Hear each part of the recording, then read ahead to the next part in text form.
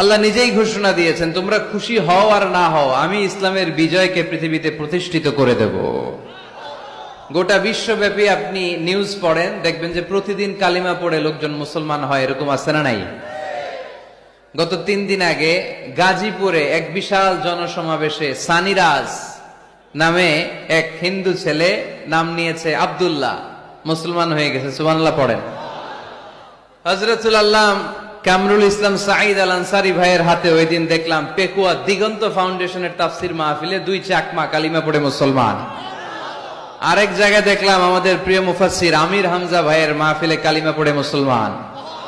আমার প্রিয় বড় ভাই আল্লামা তারেক মনোয়ার ভাইয়ের মাহফিলে দেখলাম কালিমা পড়ে লোকজন মুসলমান। এই ইসলামের জয় জয়কার দেখে ইসলাম বিরোধীদের আজকে মাথা গরম, এদের মাথা গরম।